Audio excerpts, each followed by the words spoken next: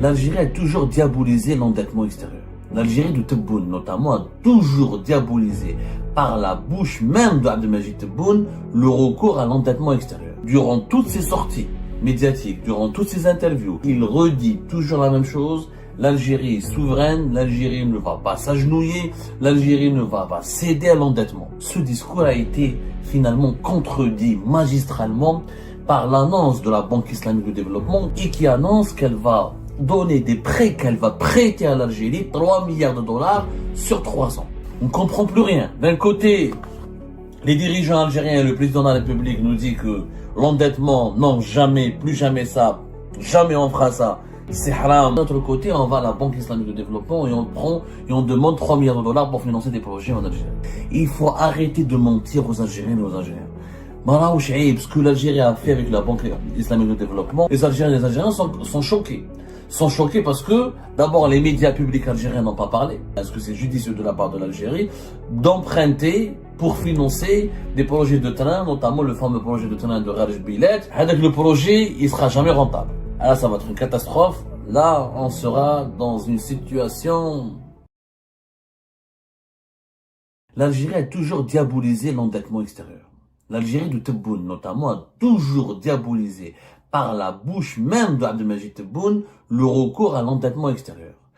Abdelmajid Tebboune de 2021, voire de 2022 jusqu'à 2025, durant toutes ses sorties médiatiques, durant toutes ses interviews, à chaque fois qu'il participe à une conférence ou à un événement, où il inaugure un événement économique, il redit toujours la même chose. L'Algérie est souveraine, l'Algérie ne va pas s'agenouiller, l'Algérie ne va pas céder à l'endettement. Il a fait croire aux Algériens et aux Algériens que s'endetter est une façon ou est une manière de trahir son pays, de troquer ou de brader la souveraineté de son pays ou de la troquer contre des avantages financiers qui finiront par provoquer des atteintes à la souveraineté nationale et des atteintes à la sécurité nationale.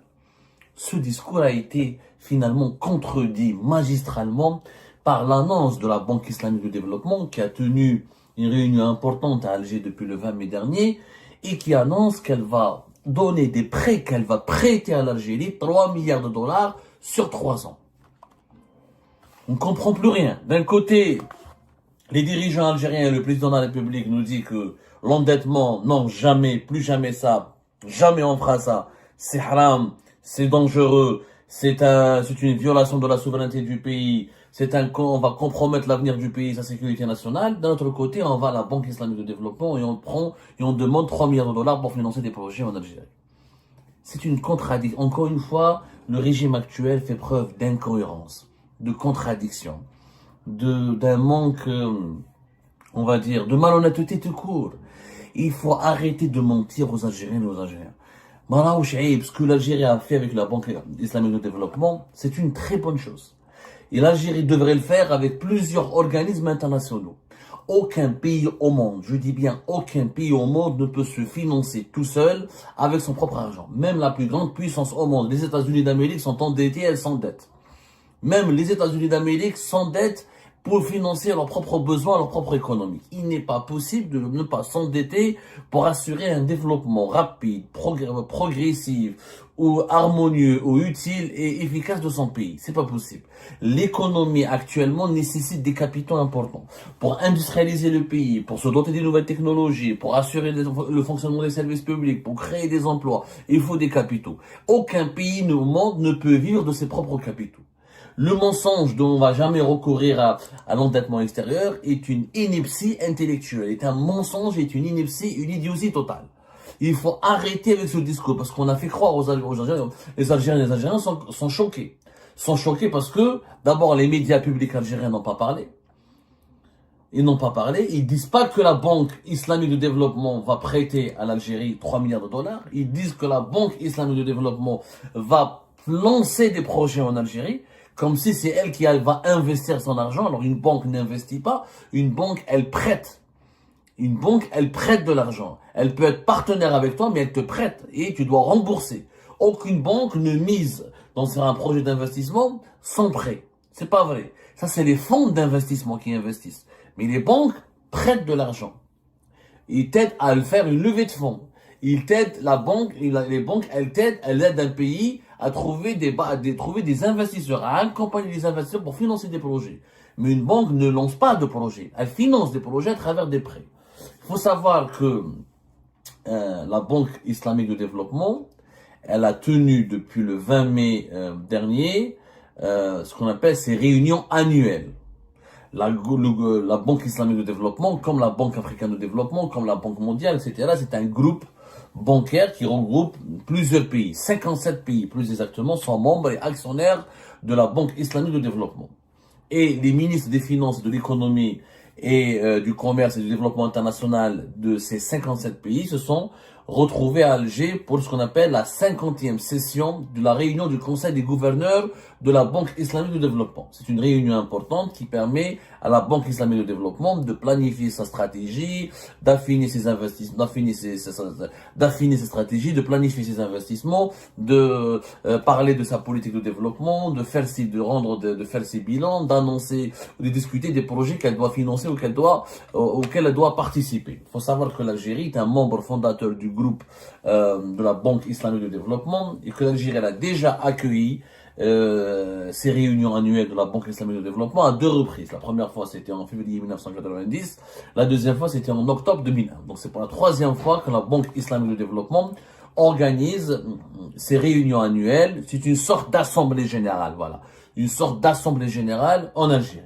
Alors, la Banque islamique de développement, les Algériens et les Algériens ne la connaissent pas beaucoup, parce que malheureusement, nous n'avons pas, notre opinion publique, elle manque cruellement de culture économique, puisque dans notre économie en Algérie, elle est intoxiquée par les mensonges, les fake news, la médiocrité et les idées préconçues. On ne dit jamais la vérité aux Algériens et aux Algériens. Donc, on leur explique que notre pays, il est actionnaire de la Banque islamique de développement, qui existe depuis 1973, qui a commencé ses activités en 1975 et qui est basée à Jeddah, en Arabie Saoudite. Pourquoi? Parce que l'Arabie Saoudite est son actionnaire le plus important. La Banque islamique de développement, elle a 2 bureaux régionaux. Le bureau de l'Afrique du Nord, il est basé au Maroc, à Rabat. Il y a un bureau à Kuala Lumpur, la Malaisie. Il y a un autre bureau, en 1997, il a été ouvert en Kazakhstan pour servir de lien avec les membres de la Banque islamique de développement qui sont les pays musulmans les anciennes républiques de l'Union soviétique, comme le Kazakhstan, le Kyrgyzstan, l'Ouzbékistan. Ça, c'est des pays du Caucase et qui sont à forte dominance musulmane. La Banque islamique de développement, comme le nom l'indique, elle regroupe pratiquement tous les pays musulmans ou les pays qui abritent une communauté musulmane importante. Ce sont des pays qui ont une, on va dire dont la majorité de la population ou une grande partie de la population est de religion musulmane. L'objectif est de promouvoir la Banque islamique de développement. Elle est basée sur les finances islamiques. Elle fait de l'investissement économique, mais en se conformant au principe de la charia et au principe de des finances islamiques, notamment lorsqu'il s'agit de prêts et de financement et tout ce qu'il s'agit de mettre à l'écart le taux d'intérêt pour recourir au mécanisme des finances islamiques. Son objectif, c'est de réduire la pauvreté dans les pays musulmans et d'améliorer, de renforcer la coopération commerciale et économique entre les pays membres, notamment ces pays musulmans. Sa mission est donc, comme la Banque africaine de développement, comme la Banque mondiale, est de renforcer le développement économique et de réduire la pauvreté, encore une fois, et de permettre d'accompagner les pays membres à améliorer leurs indicateurs économiques. Globalement, c'est cela, la Banque islamique de développement. L'Algérie, elle est actionnaire, au même titre que l'Égypte, que le Qatar. Comme je vous ai dit que l'actionnaire le plus important, c'est l'Arabie Saoudite, qui détient plus de 22%. Le Royaume d'Arabie Saoudite détient 22% et demi du capital de la Banque islamique de développement. Ensuite, nous avons la Libye, qui est à 9%. Ensuite, l'Indonésie, 7,9%. Ensuite, l'Iran, 7,9%. Ensuite, le Nigeria, 7,3%. Ensuite, le Qatar, 6,8%. L'Égypte, 6,7%. Les Émirats et le Koweït, 6%, la Turquie, 6%, le Pakistan, 2% et l'Algérie, 2,43%. Nous sommes actionnaires à hauteur de 2,4%. Fait partie. Ensuite, nous avons la Malaisie, le Maroc, il est à même pas 1%. Donc, nous sommes nous avons plus d'actions que le Maroc et la Tunisie, par exemple, mais beaucoup moins d'actions que l'Arabie Saoudite, les Émirats et le Koweït et le Qatar. Donc, la Banque islamique de développement a annoncé par le biais de son patron, encore une fois, ce ne sont pas les médias publics. Les médias publics algériens, ni la PS, ni le gouvernement algérien, ni aucun média public même n'a annoncé ou n'a commenté cette décision. Pourquoi? Parce qu'officiellement, la doctrine officielle, telle qu'elle a été préconisée par Abdelmajid Tebboune, est de diaboliser l'endettement à l'étranger. Je vous rappelle que la dernière sortie médiatique de Tebboune concernant le recours à l'endettement extérieur, c'était fin avril 2025, lors de la visite de Tebboune dans la wilaya de Béchar, une visite de terrain. Voilà ce qu'il a dit Tebboune: nous agissons en fonction de nos besoins, sans avoir recours à l'endettement extérieur. Défendre les causes justes dans le monde, comme la cause palestinienne au Saharaoui. L'Algérie est enviée selon Tebboune. Il a dit qu'il nous est interdit d'hypothéquer la souveraineté nationale. Pour Tebboune, recourir à l'endettement, on va hypothéquer la souveraineté nationale, ce qui nous empêchera de défendre les causes justes comme la cause du Sahara occidental ou la cause palestinienne. Les Algériens doivent défendre leur patrie, qui leur fait honneur grâce à son rôle colossal dans les forats internationaux. Donc voilà, il a dit, pour lui, l'endettement extérieur serait affaiblir la souveraineté du pays. Il y a, bien sûr, sur le plan économique, il n'y a absolument aucune relation, ni aucun lien de cause à effet entre la souveraineté d'un pays et ses dettes. Un pays peut être endetté, il peut être souverain. La France, elle est endettée. Est-ce qu'elle manque de souveraineté?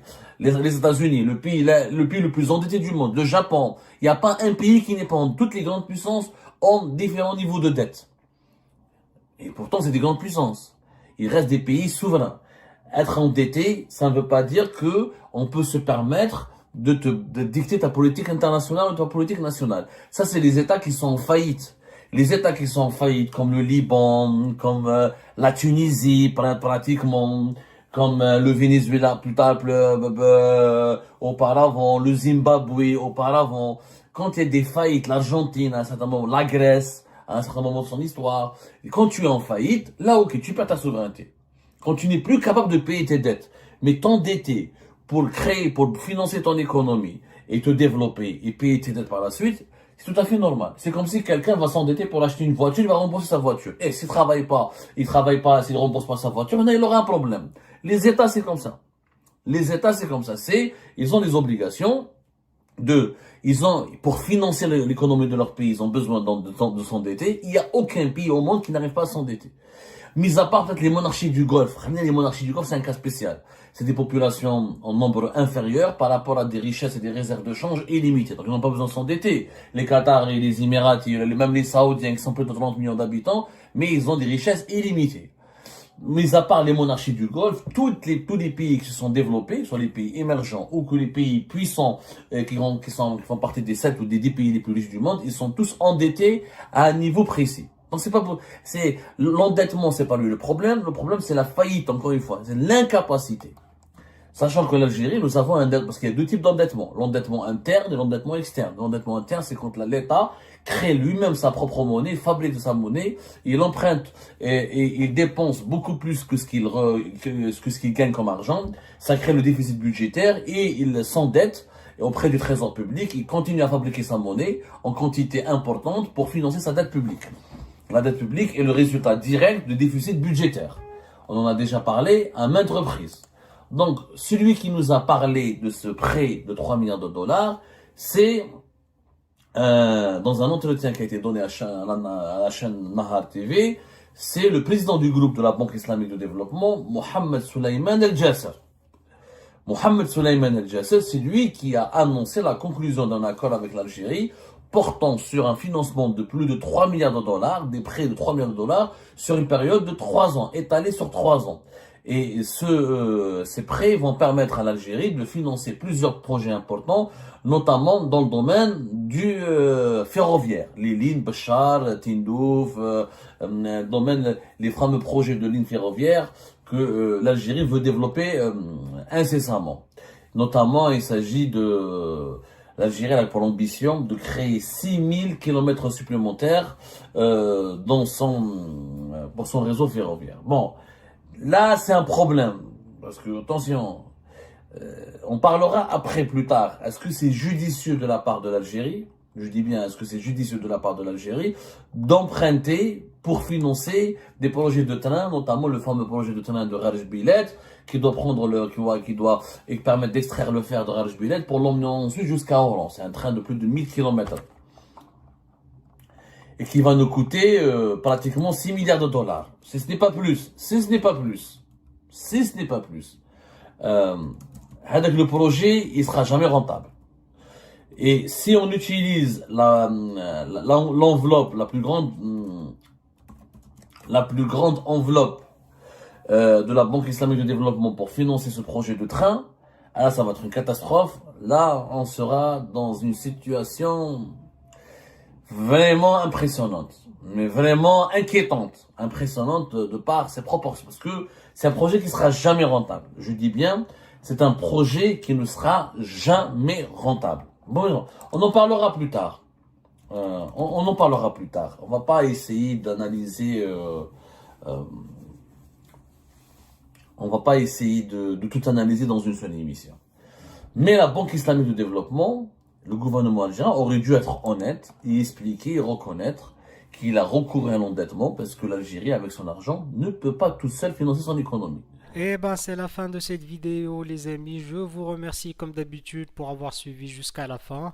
N'oubliez pas de nous laisser vos commentaires et vos réactions sur la vidéo et de vous abonner à la chaîne si vous n'êtes pas encore abonné. Donc voilà, merci beaucoup pour votre soutien et vos abonnements. Et merci aussi pour vos commentaires et vos discussions très animées dans la section des commentaires.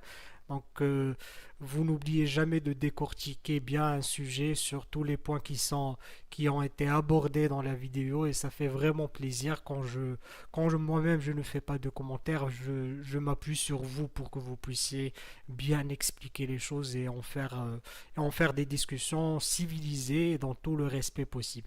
Donc voilà, merci beaucoup et à la prochaine dans une nouvelle vidéo. Au revoir.